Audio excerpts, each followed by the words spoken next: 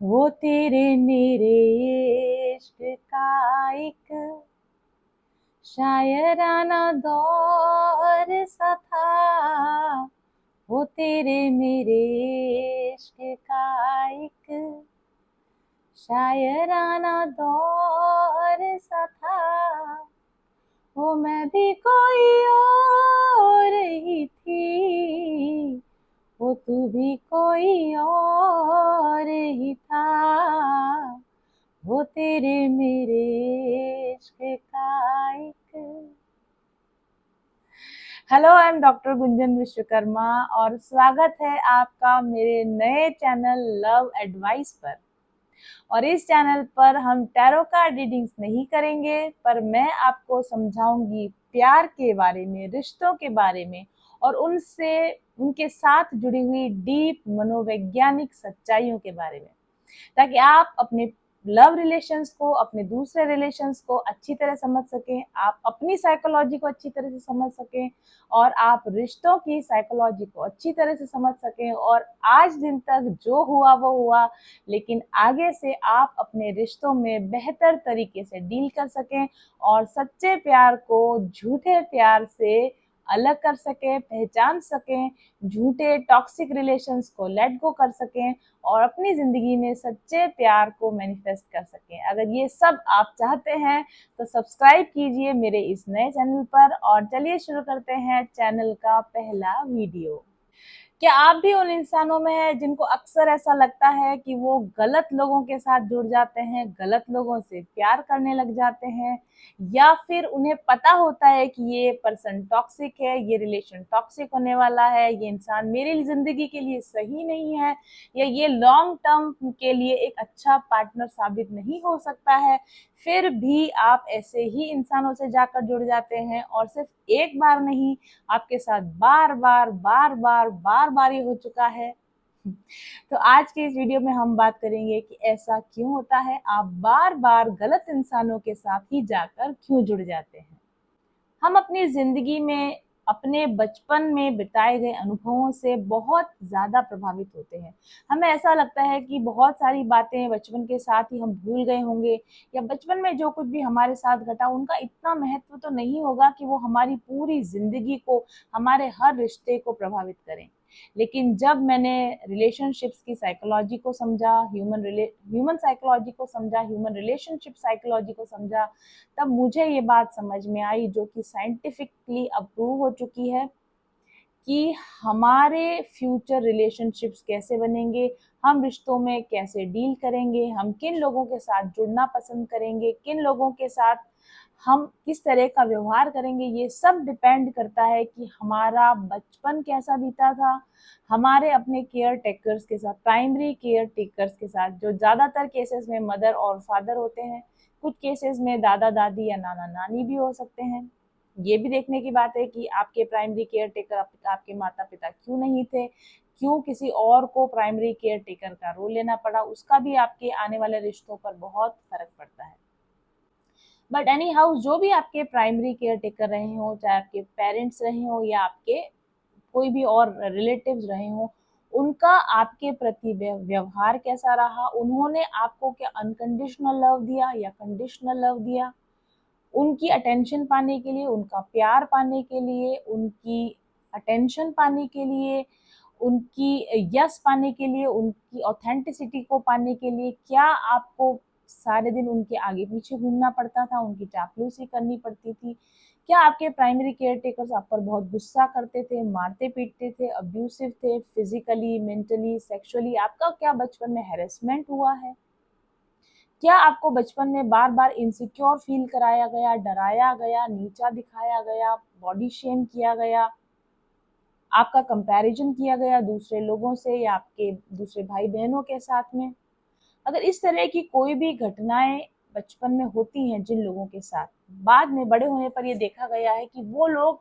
अपने लाइफ में ऐसे ही रिलेशनशिप्स की तरफ आकर्षित होते हैं जो उनके बचपन को रिफ्लेक्ट बैक करे, जो उनको उसी उसी एक्सपीरियंस को रिलिव करने में उनकी हेल्प करते हैं। एक्चुअली वो हेल्प नहीं कर रहे होते हैं, लेकिन हमारी माइंड की कंडीशनिंग बचपन में ही ऐसी हो चुकी होती है कि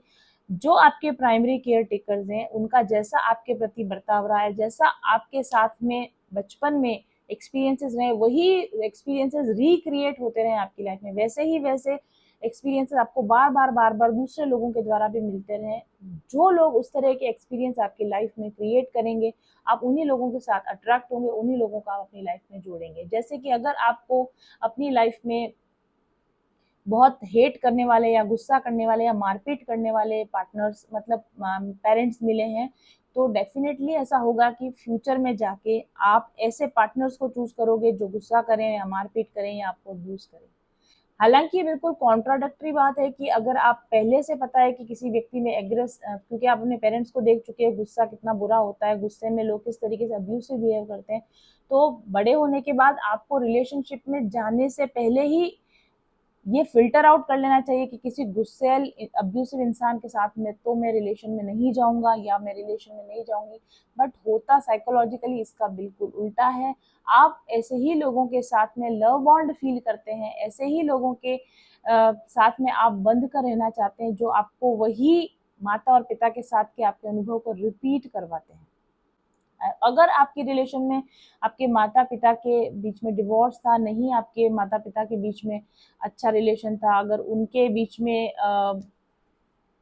मार पिटाई होती थी, आपकी मदर को अब्यूज किया जाता था, तो मोस्ट पॉसिबली आप भी अपने लिए ऐसा ही पार्टनर चूज करेंगे जो आपके माता पिता के रिलेशनशिप डायनेमिक्स को आपकी लाइफ के अंदर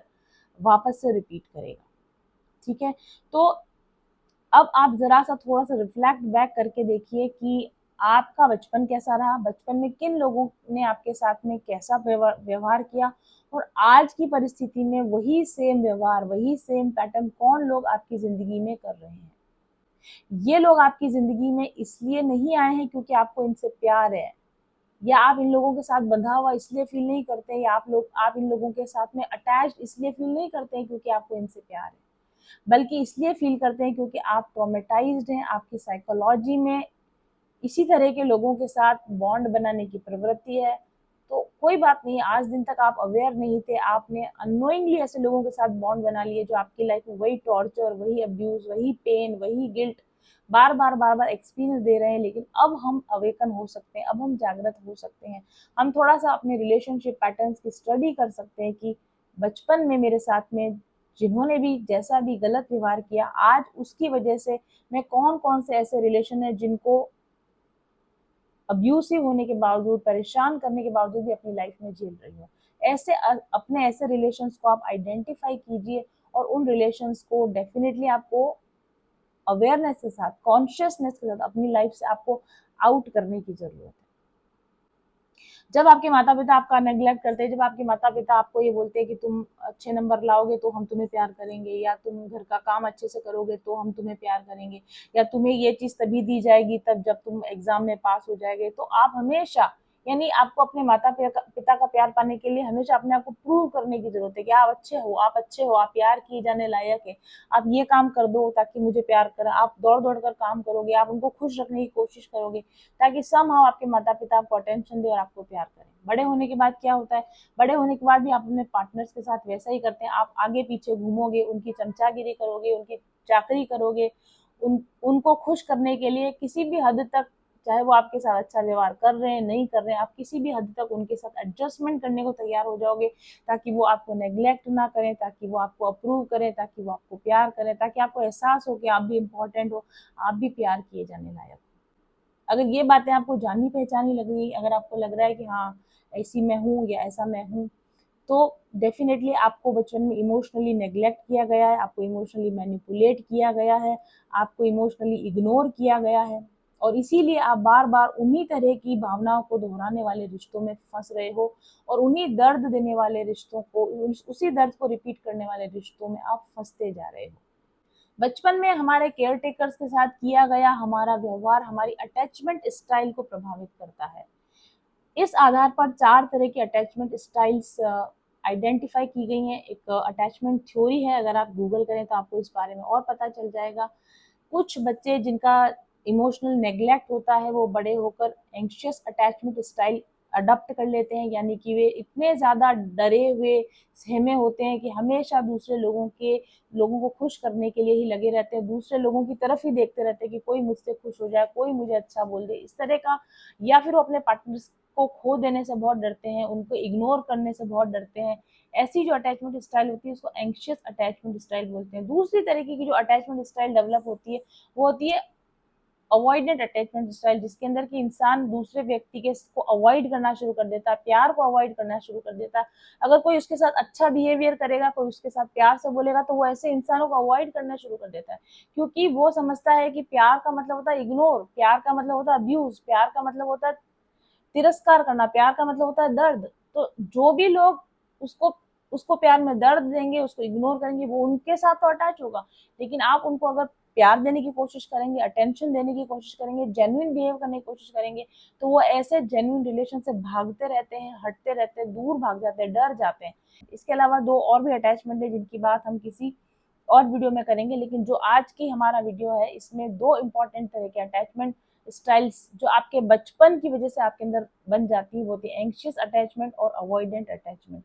और जब आपके अंदर सिक्योर नहीं होते आप आपके अटैचमेंट जो पैटर्न होता है वह सिक्योर नहीं होता है, तब आप हमेशा ऐसे रिश्तों में फंसेंगे जो आपको परेशान करेंगे, नेग्लेक्ट करेंगे, अब्यूज करेंगे और आपसे भागते रहेंगे। आप एंग्शियस होगे तब भी आप इग्नोर करने वाले पार्टनर्स को अटैच करोगे, और अगर आप अवॉइडेंट होगे तब भी क्या होगा कि जो कोई आपको प्यार करेगा, जो सच्चा प्यार करेगा, उसको आप अवॉइड करोगे, और जो आपको परेशान करने के लिए, अब्यूज करने के लिए आपकी लाइफ में आएगा, आप उसकी तरफ अट्रैक्ट होगे। तो ऑब्वियस सी बात है, दोनों ही तरीकों में आप ऐसे ही रिलेशनशिप में फंसने वाले हो जहां पर आपको टॉक्सिक एनवायरनमेंट में फंसा कर रखा जाए, टॉक्सिक पैटर्न जहां पर आपकी लाइफ में रिपीट होते रहे, आपकी लाइफ में ड्रामे, टेंशन चलती रहे। तो इसलिए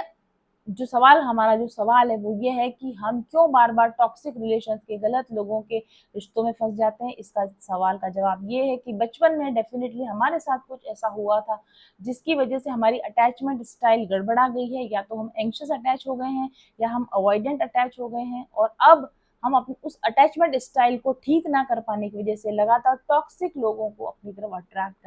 कर रहे हैं। और इसके लिए हमें क्या करना पड़ेगा, अपनी अटैचमेंट स्टाइल पर काम करना होगा। इसके लिए स्पिरिचुअल हीलिंग का प्रोसेस होता है, आप अपने आप को हील कीजिए, अपने अटैचमेंट स्टाइल पर काम कीजिए, और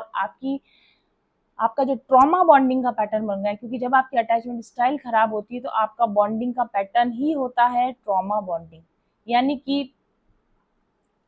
जो कोई भी आपको थोड़ी देर के लिए प्यार देगा लेकिन लॉन्ग टर्म में वो आपको इमोशनल पेन देगा, आप जाकर ऐसे ही लोगों से जुड़ेंगे, पेन को अटैच कर देंगे आप प्यार के साथ, और हमेशा उस पेन फुल प्यार के पीछे आप भागा करेंगे। इस तरह की बॉन्डिंग को कहते हैं ट्रॉमा बॉन्डिंग। लेकिन ऐसा नहीं है कि इसको ठीक नहीं किया जा सकता। मैं स्वयं आपके सामने एग्जाम्पल हूँ, मैं खुद एक ट्रॉमा बॉन्डेड पर्सन थी, मैं एक एंक्शियस अटैच्ड पर्सन थी, मैं हर तरीके से लव को, वैलिडिटी को चेज करती थी, पीपल प्लीजिंग करती थी, सारे दिन लोगों को खुश करने में लगी रहती थी। लेकिन जब मेरी स्पिरिचुअल अवेकनिंग हुई तब मुझे पता चला कि ये वायरिंग मिस्टेक मेरे अंदर है। लोगों में जो भी है, लोग टॉक्सिक हैं ही, लोग खराब हैं ही, पर मैंने उन लोगों को अपनी लाइफ में अलाउ ही क्यों कर रखा है, मैंने उन लोगों को अपनी लाइफ में पाल ही क्यों रखा है? क्योंकि मेरी अटैचमेंट स्टाइल खराब है, इसलिए मैं मूव ऑन नहीं कर पाती, इसलिए मैं डिटैच नहीं हो पाती, इसलिए मैं ऐसे लोगों के साथ अपने रिलेशंस को तोड़ नहीं पाती। जब ये बात मेरे को समझ में आई तब फिर मैंने अपने ट्रॉमा बॉन्डिंग पैटर्न को ठीक किया, अपने अटैचमेंट स्टाइल को ठीक किया, और ऐसे लोगों को चुन चुन कर उनके साथ जो भी अप्रोप्रिएट बर्ताव करना चाहिए था, उनके बर्ताव के अकॉर्डिंग जो बर्ताव करना चाहिए था वो बर्ताव मैंने किया, और अपनी बाउंड्रीज को मैंने टाइट किया, और ऐसे सभी टॉक्सिक लोगों को मैंने अपनी लाइफ से बाहर निकाला। तो आप भी डेफिनेटली ऐसा कर सकते हैं। अपनी अटैचमेंट स्टाइल को हील कीजिए, अपने बॉन्डिंग पैटर्न को हील कीजिए, ऐसे लोगों को अपनी लाइफ में पहचानिए और उन लोगों को बाउंड्री बनाकर अपनी लाइफ से दूर रखिए, और बार बार होने वाले ऐसे ट्रॉमा बॉन्डिंग्स के साथ में आप बच सकते हैं। और इसके अलावा ये तो बात हुई कि अगर आप किसी के साथ अटैच हो जाएं, फिर आपको उसको से प्रॉब्लम हो और तब आपको पता चले कि हाँ ये इंसान मेरे लिए गलत था, इसलिए मैंने इसके साथ में ट्रॉमा बॉन्ड हो गया या मेरा अटैचमेंट हो गया, फिर आप उसको लेट गो करो, बाउंड्री बनाओ। लेकिन इससे पहले ही क्या ऐसा भी कुछ हो सकता है कि लोग हमारे को जैसे अप्रोच करें वैसे ही हमें पता चल जाए कि ये इंसान हमारे लिए ठीक नहीं है, इसके साथ मेरा ट्रॉमा बॉन्ड बनने वाला है, क्या ये पॉसिबल है? समय रहते यानी समय से पहले ही आपको पता चल जाए कि ये इंसान मेरे लिए गलत है? हाँ, ऐसा बिल्कुल पॉसिबल है। इसके लिए हम बात करेंगे अगले वीडियो में कि अगर आप एंग्शियस अटैचमेंट स्टाइल है भी आपका, अगर आप अपनी हीलिंग कर भी रहे हैं या आप अवॉइडेंट हैं, आप अपनी हीलिंग कर रहे हैं लेकिन अभी तक आप पूरी तरह से ठीक नहीं हुए हैं, अभी तक आपने अपनी ट्रॉमा बॉन्डिंग को पूरी तरीके से ठीक नहीं किया है, अभी भी आप वर्नेबल हैं, अभी भी आप ट्रिगर हो सकते हैं, अभी भी आप किन्हीं गलत लोगों के साथ अटैच हो सकते हैं,